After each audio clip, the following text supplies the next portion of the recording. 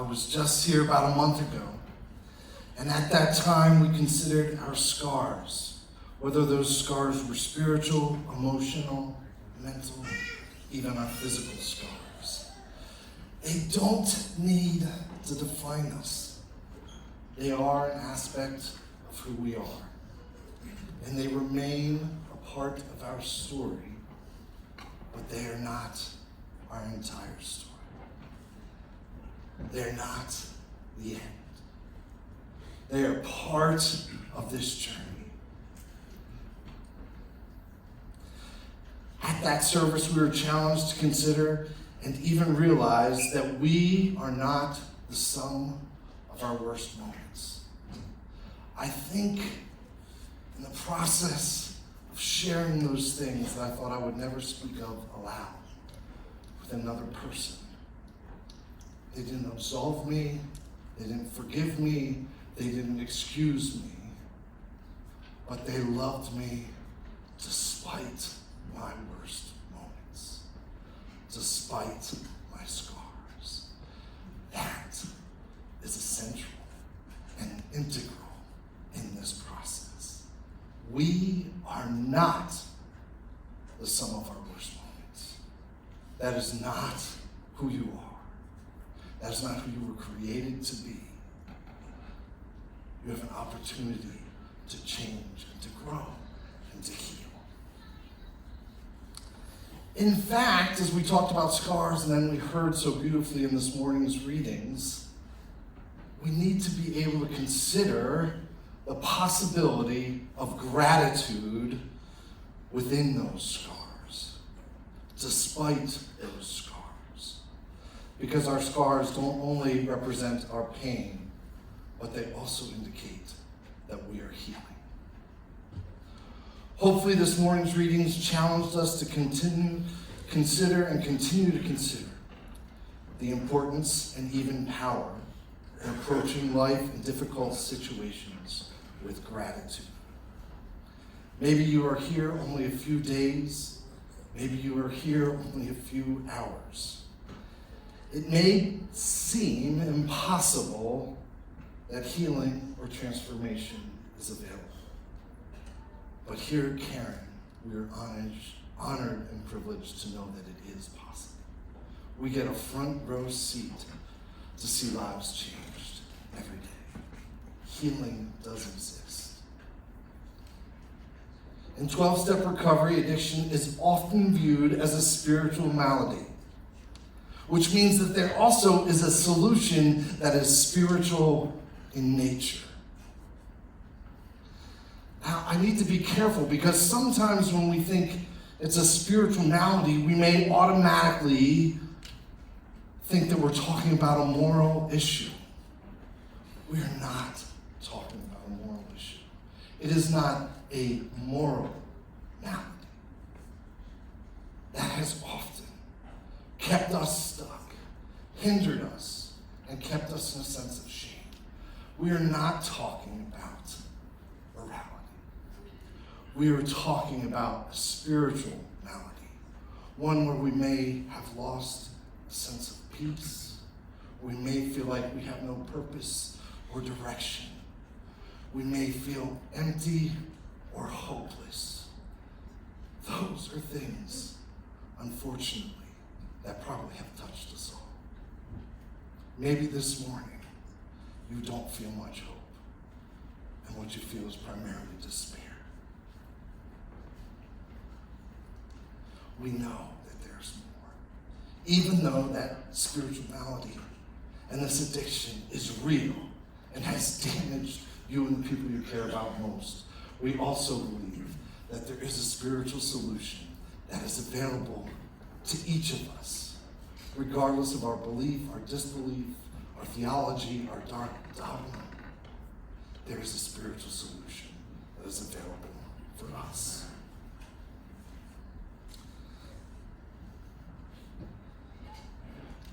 Now, the words that you see on the wall or that you hear in the meeting, higher power, God, this religious language may be a stumbling block. It has been for me. Thankfully, my sense of spirituality has continued to evolve and grow, and I hold it humbly, knowing that what I believed before I no longer believe today, and what I believe today will probably continue to evolve and to grow. So when you hear the words higher power or someone talks about God, maybe this is what you hear. Nadia Bolz-Weber, a renowned author in recovery, in her book Pastrix, talks about this a little bit. She's talking about one of her first meetings. She said, as we sat in a circle on the second floor of a church, they talked about God, blah, blah, blah, and surrender, blah, blah, blah. I didn't buy it. My skin felt like the rough side of Velcro, and every sound was tearing at each of my nerves. My right foot was furiously bouncing up and down like it was its job. I thought of my sober friend Nora, who once said to me if she wasn't an alcoholic, she'd be drunk every day. That made sense to me. I smiled at the thought of it. What I really wanted, rather than being here, was a couple shots of vodka.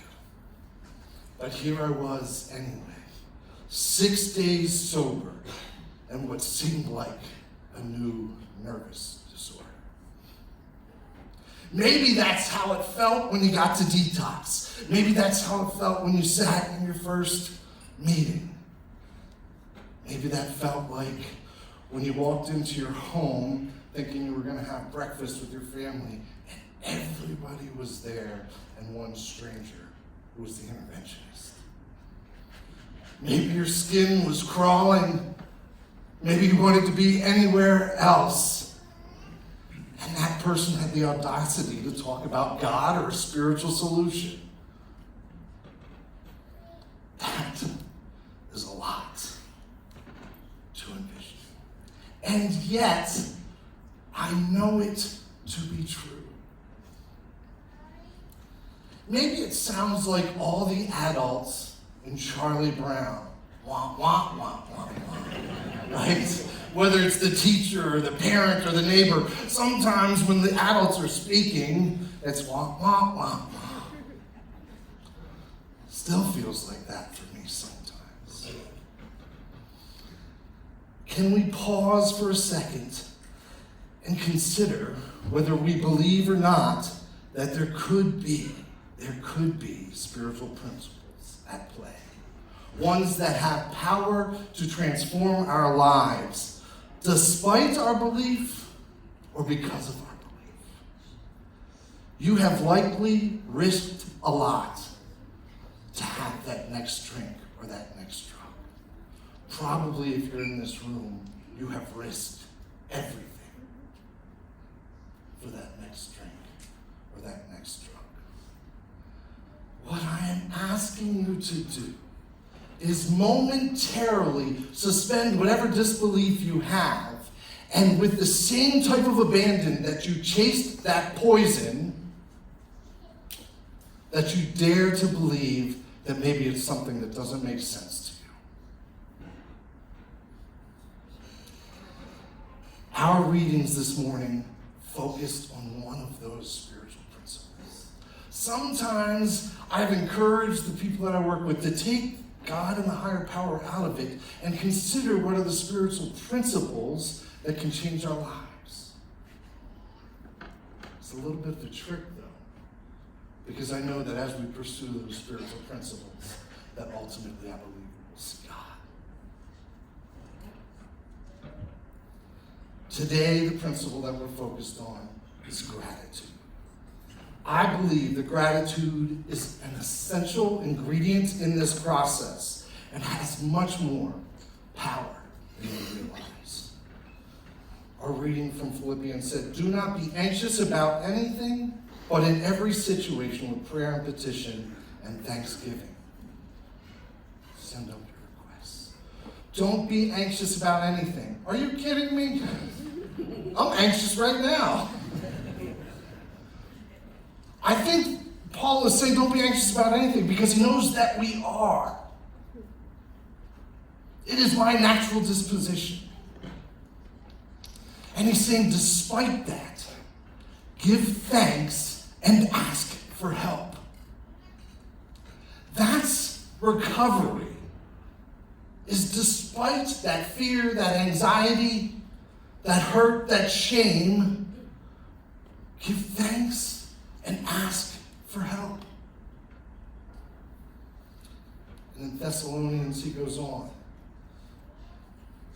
He says, be thankful in every circumstance. That sounds like insanity to me. Give thanks in every circumstance? Really? Even those darkest moments? Even those painful experiences? Even in sickness? Give thanks in those? One of my favorite quotes is, the darkest hour is just before the dawn. The symbolism and imagery found within that brief statement are profound. I don't know about you, but my dark moments are dark. I think part of the criteria for probably being in this room means that your darkest hour has also been pretty dark. And you are saying to me in your mind, maybe sitting in the seat, and you're asking me, I'm asking you to give thanks for those? I am not. I am not asking you to give thanks for those darkest moments, for the arrests, for the suicide attempts, for the trauma, for the pain that you've endured or that you've caused others. I'm not asking you to give thanks for those things.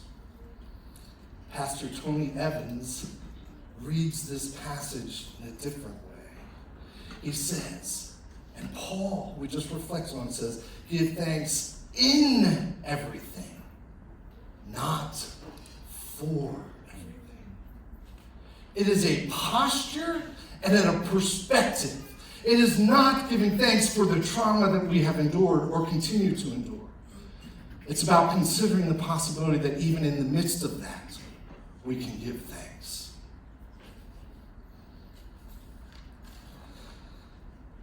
This is an essential distinction. We're not giving thanks for the painful thing. We are giving thanks in the midst of the pain. Maybe you aren't ready.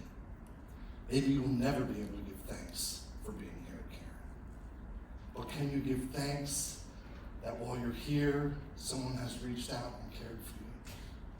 That when you had a sleepless night, there was an RA or a roommate or a peer that encouraged you. You may not be thankful that your family made you come. You didn't scratch off a card and get 3 Karens and say, woo-hoo. So you may not be thankful that mom, dad, brother, sister, son, daughter, husband, wife, partner said you gotta go. You can't stay. You may never be thankful for that. But you can be thankful that they cared enough to make you do something you didn't want to do. That's the difference. That's not giving thanks for the thing. It's giving thanks in the midst of the thing. It is an important, essential part of your recovery and healing process. In this way, I see it as a posture, sort of a fulcrum. So I'm not very scientifically inclined. But do you remember 4th or 5th grade when you had the class on simple machines and you talked about pulleys and levers and the fulcrum, right? I think 5th grade boys had a class where we got to make catapults and fling things. That was probably the only class I enjoyed. But there's something that's important about that fulcrum. The larger the fulcrum, the larger the rise of the lever. And what I am suggesting to us today is that gratitude can be that fulcrum.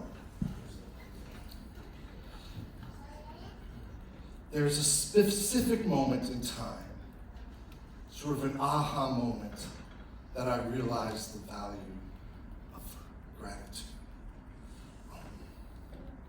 And it involves one of my greatest teachers, Troy. He taught me more than he will ever realize about this beautiful spiritual principle of gratitude. Before I was at Caron, I worked in recovery housing in Harrisburg for a small faith-based program.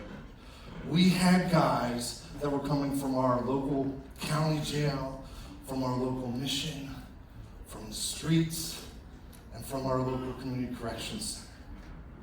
They were in dire straits when they got to us. I loved the work. And Troy had been in a community correction center after doing significant amount of time in SCI Grateford. Not a pretty place. He'd gone to a community correction center on 4th Street, and he didn't have a place to parole to. He didn't have a home.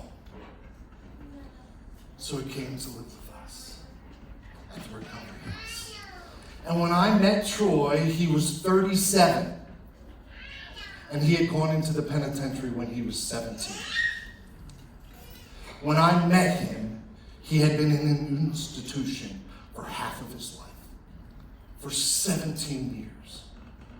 When someone has been in an institution that long, their demeanor, the way they carry themselves, you would almost not realize he was in the room because he was so stoic, so quiet, so reserved, always polite. He was an amazing guy. And as I tried to get to know him, we would talk about, I don't know how many people are as old as me, but when he went to jail, remember you used to hit your drug dealer with the 911 on the pager?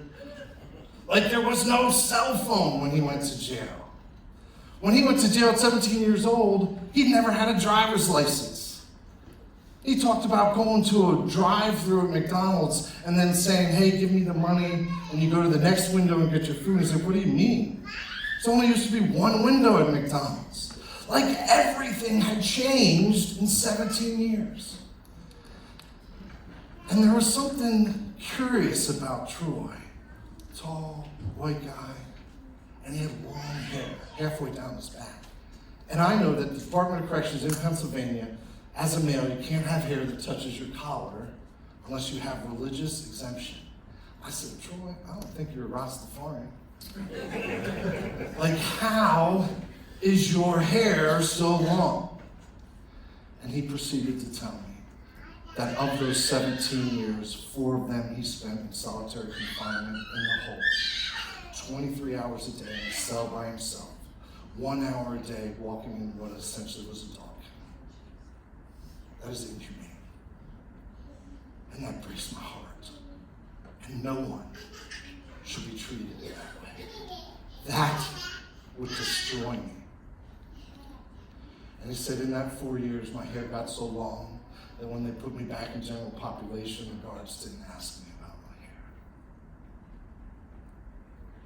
17 years. 4 of those alone in the cell. And at the recovery house, our favorite day was Thursday. Because every Thursday, we had 2 or 3 houses. Thursday, everybody came to the biggest house. It was in, I don't know if anybody's from Harrisburg, but it's in Allison Hill, not a very pretty place. But we all came and we all gathered, made comfort food. Everybody was there. And it was one of those kinds of meals where you have a paper plate, you're on the stoop, you're on the steps, you're in the living room, you're in the dining room, you're just sort of everywhere because you don't fit just in the dining room or kitchen. So when guys moved out of the recovery house, they always came back on Thursday. Because Thursday night meant you got a free meal and you could make fun of the guys that were still in the program, right? So everybody came back on Thursday night. And it was probably 5 or 6 weeks after Troy had moved out. And he was back on a Thursday night to have a meal. And in the course of the evening, he said, Ed, can I talk to you alone in your office? Of course, Troy. And in my mind, all of my jaded thinking, what has happened? What could he need? What has gone wrong? When we went into my office, he didn't sit down, never saw him cry. But you know how you see somebody's eyes well up? He was right there. And he said, Ed, I just needed to tell somebody that I paid an electric bill today. It came to my address, and it had my name. It wasn't a piece of mail that had his Department of Correctional. It was a piece of mail that had his name. It meant that he had a place. It meant that he had work.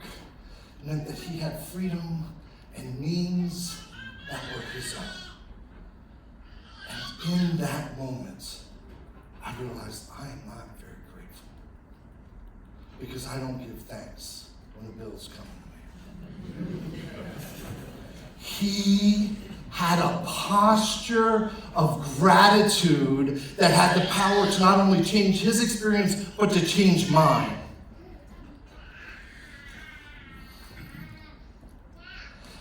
His situation and his circumstances hadn't changed, but his posture had. You know what his circumstances were, from my perspective? A 37-year-old man that had to mark on his application no jobs for 17 years and check the felony box. He was working at a temp agency that was inexcusable the way they treated him. He was staying in a boarding house next to a crack house, barely making any money. Despite those real circumstances, he was thankful. You cannot change your circumstances on how you got here. You got here, those circumstances are what they were. But you can be intentional about giving thanks in the midst of those circumstances. Whether you want to be here, whether the work feels too hard, whether some days you hate yourself. I want you to know that you are worthy of healing that is available. That you are worthy of transformation and change and sobriety. You are worthy of connection and meaningful relationships. And it is not going to be easy, but it is possible. Gratitude is one of those spiritual principles that we can practice each day and be intentional about. And it will change your experience. It may not make all of your circumstances be the way you would like them to be, but it will change the way you look at them, the way you handle them, and the way you move forward. Gratitude. Paul said, may we set an intention and give thanks in all circumstances. And Kelsey, who so aptly read in the poem, it is easy to be thankful for the good things. A life of rich fulfillment comes to those who are also thankful for the setbacks. Gratitude can turn a negative into a positive. Find a way to be thankful within your troubles, and then they can become your blessings. Amen.